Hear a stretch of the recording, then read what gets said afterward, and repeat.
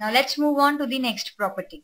Eighth property. This property says that if you're given a diameter AOB, then the angle made by this diameter on the circumference of a circle will be 90 degree. Whether you make over here or you make over there, it will be 90 degree only. You can make it like this also. So all these angles are 90 degree. You can restate the property like this. If you're given a semicircle, obviously AOB will be the diameter in this case. So the angle made in a semicircle is always 90 degree. Angle in a semicircle is 90. So let's do a question based on this. This question has appeared in IJSO 2010. Let's do it. We are given a circle. In this circle, we are given that AC is the diameter. This line AC is the diameter, where O is the center of the circle. There's a point E over here and there's a chord ED. This is point E. I'm making it bold. And this is point D on the circumference of the circle such that AC is parallel to AD. This is given to us, that AC diameter is parallel to the line ED. Alright. Okay. There's another point on the circumference of this circle over here. This point is B. B point is joined with C. E point is joined with C like this. And B point is joined with E. Like this. Now what is the question? The question is that if this angle is 60 degree, find the value of X. You need to find angle DEC, which is equals to X. Now how will you attempt this question? Let's figure it out. In this question, if it is X and it is given that AC is parallel to ED. So first thought that comes into mind is we need to make X near to the 60 degree. We need to relate somehow X with 60 degree. So for that purpose, let's say AC and ED are parallel to each other and EC is the transversal. So this angle X and this angle X will be same. This angle, if this angle is X, then this angle will also be X. Why? Because they are forming alternate angle, pair of alternate angles. Pair of alternate angles made by a transversal on the parallel lines are equal. That's why these two angles are equal. Now we've got X. This angle X is formed by this arc AE. Can you identify any other angle formed by this arc? No. Over here we cannot identify that angle. But after doing a small construction over here, like this. So if I'll join A and B together, now we have got another angle which is formed by this arc A. So there are two angles which are formed by arc A. One is ACE and another one is ABE. Angles in the same segment are equal. Therefore, if this angle is X, then this angle will also be X. Clear? Now, we need to find the value of X. Now we can relate X by 60. How? In the question it was given that AC is the diameter. And if it is the diameter, then this is actually a semicircle. Angle formed by this diameter and the circumference at the circumference will be 90 degree because angle in a semicircle is 90 degree. So here the simple solution is X plus 60 degree is equals to 90 degree. Therefore, X will equals to 30 degree. So this is how you can attempt this question. Let's discuss the next property. Ninth property is related to cyclic quadrilateral. Now what is a cyclic quadrilateral? If you are having a circle like this, then a quadrilateral whose endpoints lie on the circumference of a circle like this. A, B, C, D. And this is called a cyclic quadrilateral whose vertices lie on a circle.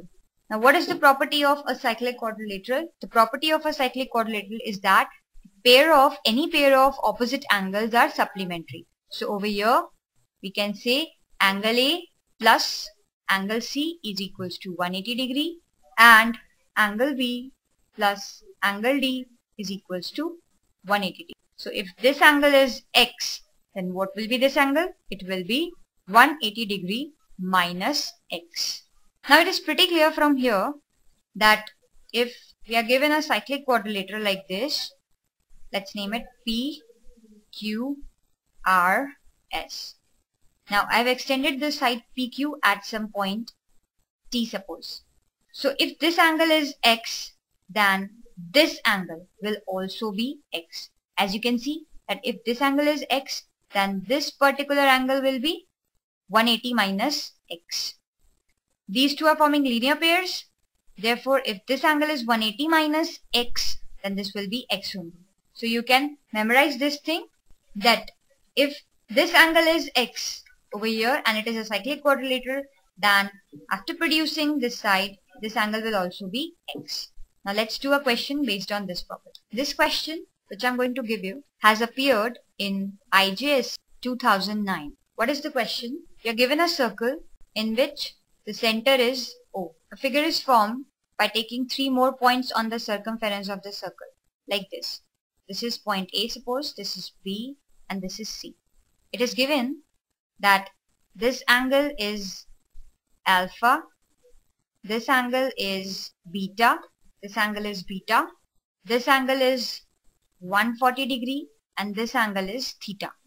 Options are, the first option is you need to check if alpha plus beta is equals to 110 degree. Option B is alpha equals to beta equals to 55 degree. Option C is theta equals to 110 degree. And option D is both A and C are correct. So you need to find the correct option. This is the only question. So for attempting this question, I cannot consider this as a cyclic quadrilateral. It is a simple quadrilateral. It is not cyclic because only 3 of its vertices are lying on the circle. The 4th one is not lying on the circle. So for drawing any result, let me make the cyclic quadrilateral complete. So for that purpose, I am assuming a point on the circumference of the circle in the other segment. Let's say the point B, D. Now I can say that ABCD is a cyclic quadrilateral. Alright, now we can utilize a property over here. AOC angle is made by the arc ABC at the center. Then the angle made by this arc ABC, the angle ADC will be half of it. Therefore clearly this angle will be 70 degree. Arc ABC making angle 140 degree at the center will make angle half of it, that is 70 degree at the circumference of the circle. So if this is 140, then it will be 70 degree. But since ABCD are cyclic quadrilateral, ABCD is a cyclic quadrilateral, then angle B plus angle D must be 180 degree.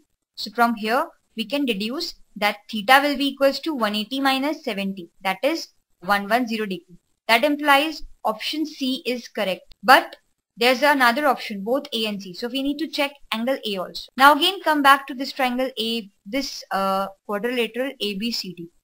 In this quadrilateral ABCD, because it is a quadrilateral, then angle sum of this quadrilateral will be 360 degree.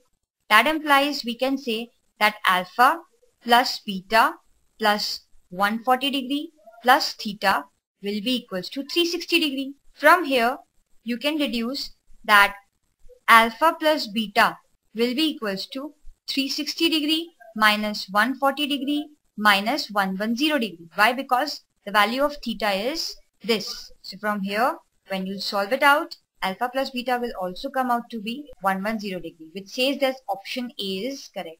So what will be the answer? The answer will be both A and C. Now let us discuss a very important property of a cyclic quadrilateral, which is Ptolemy's theorem. It is applicable in cyclic quadrilateral only. Suppose you are given a cyclic quadrilateral like this. Then by Ptolemy's theorem, you need to join these diagonals also, AC and BD.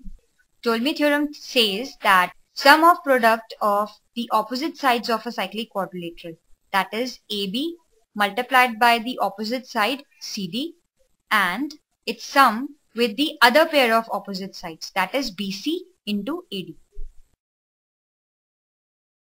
This sum is equals to the product of the diagonals, that is AC into BD. This is Ptolemy's theorem. Now let's take a question based on Ptolemy's theorem. This question has appeared in IJSO 2012. The question is, if ABCD is a cyclic quadrilateral in which AB equals to 204, BC equals to 104, CD equals to 195, DA equals to 85 and BD equals to 221. Then what you need to find? You need to find AC. So it's a very clear question. You can clearly identify that it is a question based on Ptolemy's theorem because the length of the sides and the diagonals are given to you. Now you need to find the length of the other diagonal AC. So you will use the result of Ptolemy's theorem. So by Ptolemy's theorem, you can write that AB into CD plus AD into BC is equals to AC into, let's put it in the bracket, into BD. Now we have all the values. So let's put the values and get the answer. After putting the values, AC will come out to be 204 into 195 upon 221 plus 85 into 104 upon 221. From here you can see that 221 is a multiple of 13 and 195 is also a multiple of 13. So 204 into, it is 13 into 15 and this is 13 into 17. So here remains only 17. Over here 104 is a multiple of 13. It is 13 into 8 and 221 is 13 into 17. Again 17 and 204 are, 204 is a multiple of 17. It is 12 into 17. So here remains 12 into 15. Again 85 is a multiple of 17. It is 5 into 8. So the answer will be 12 into 15, that is 180, plus 8 into 5, which is 40. So the answer will be 220. So this is how you can obtain the answer. Thank you.